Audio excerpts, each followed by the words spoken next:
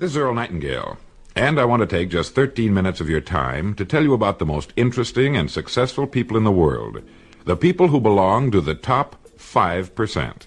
I believe it's a group you'll want to belong to also.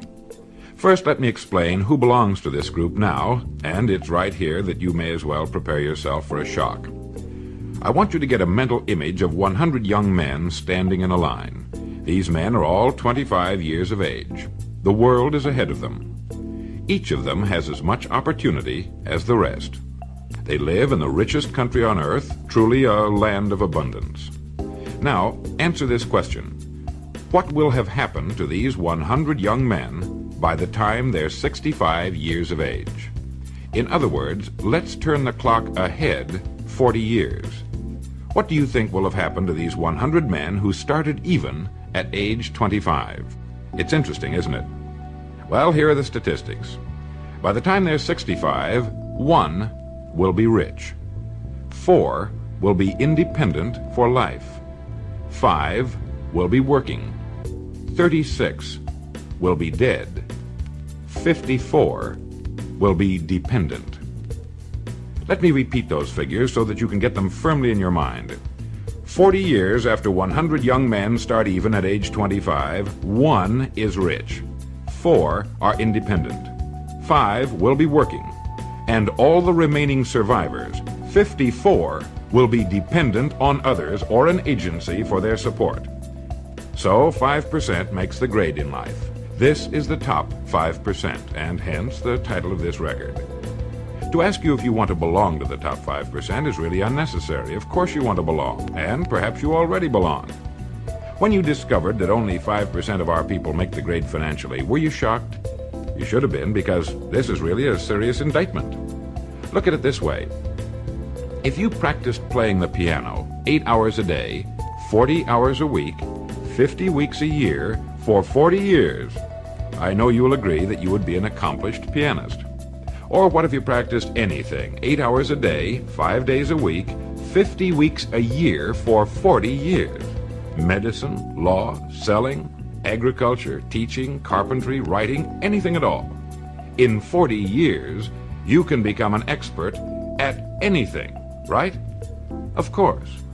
Well, the 54 men out of 100 who arrive at age 65 without having become financially independent in the richest land in the world have worked in our economy 8 hours a day, 5 days a week, 50 weeks a year for 40 years, and haven't figured out in that length of time how to be financially independent for the remaining and certainly the best years of their lives.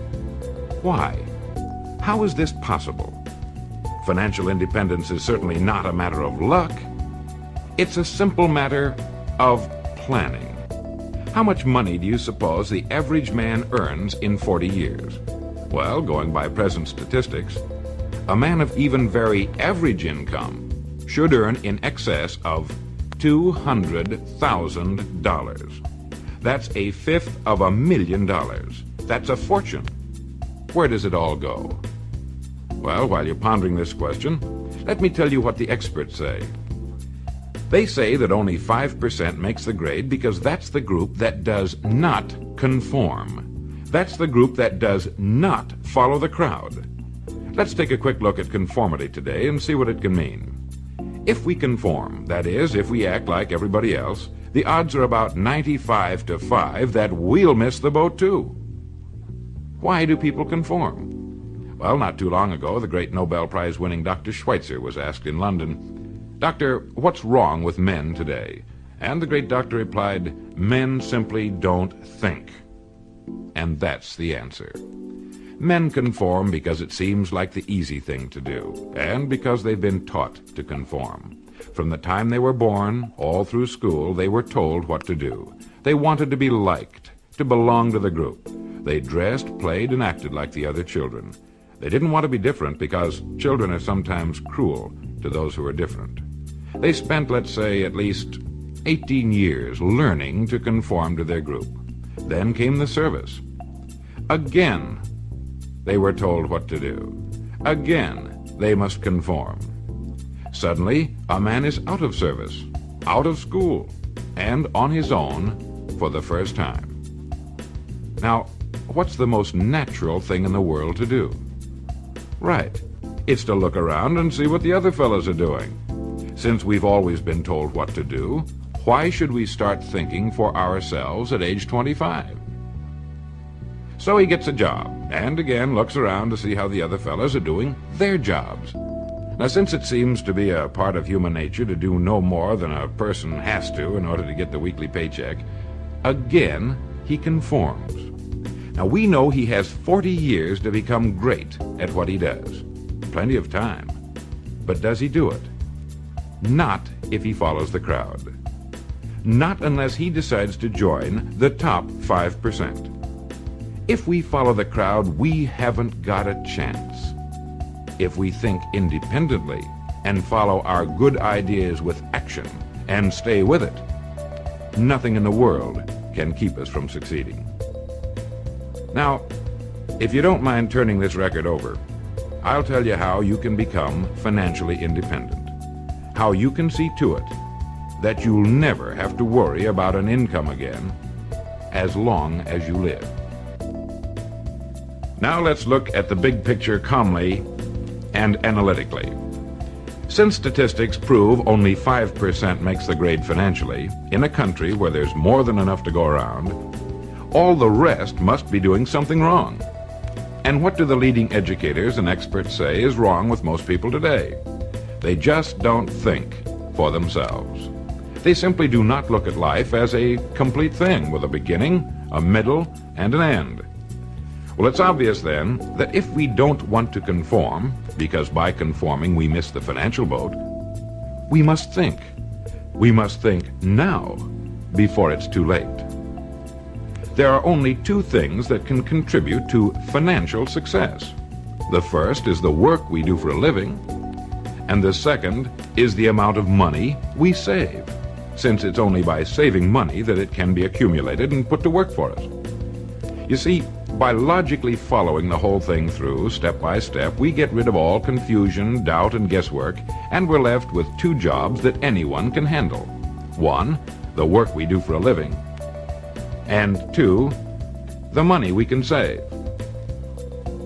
Now let's take them in order. First, the job. Naturally, I have no way of knowing what it is you do for a living or what your circumstances happen to be. But more than 20 years of research have proved one thing. No matter what your job may be at this moment, it holds the key to your future. It contains the road to greatness if it's handled in a certain way. There's no such thing as a job that is not loaded with hidden opportunities. From checking hats to laying bricks, from working in a factory to selling shoes, whether you work for someone else or for yourself, there is hidden in your daily work more opportunity than you could develop in a lifetime, if you will look for it.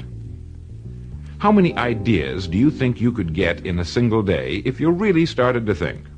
5, 20, 100? Well, have you ever stopped to think that one idea can make you rich?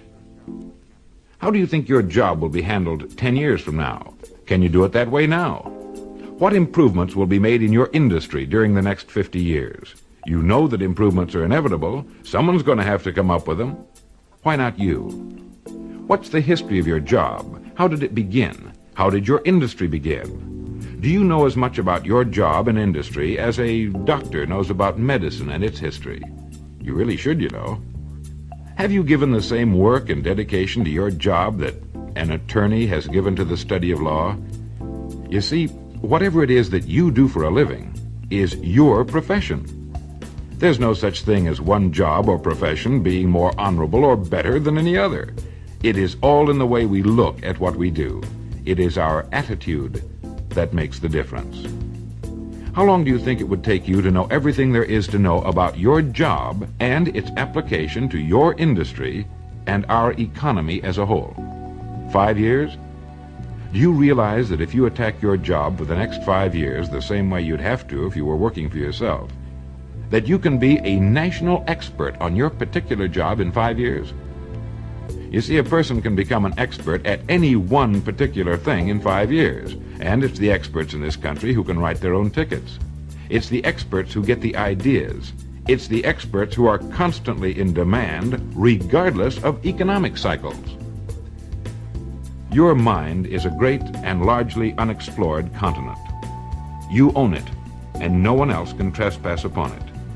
We know it contains unbelievable riches, but they must be found, and there's only one way to explore and prospect the human mind. We must think. Like any other kind of prospecting, it takes time and dedication, but of this you can be absolutely certain.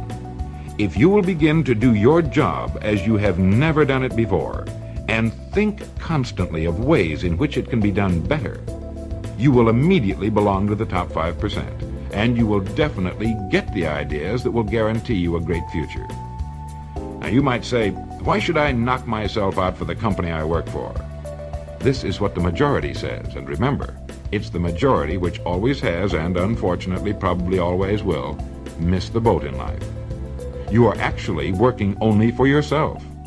Each day you're building the house you and your family must live in, and the materials and methods of construction you put into your house will determine its strength and your degree of greatness. Remember, no matter what it is that you are now doing for a living, it contains the key to greatness if you will only look for it until you find it. So much for the job. The second point that can guarantee our being in the top 5%, those who achieve financial independence, concerns the money we save systematically until we are independent. The men and women who find themselves financially independent at 65 did not suddenly come into an inheritance on their 65th birthday. They planned it that way and then stuck to their plan. Saving money is the only check you can write that doesn't cost you a penny. You've seen a bricklayer starting on a large building. He puts down the first brick and you think, my gosh, what a job. But one day you drive by and there's the building, all finished. The first brick is still there, way down at the bottom, and all the other bricks are in their places. If he hadn't put down the first brick, none of the others could have been put in place.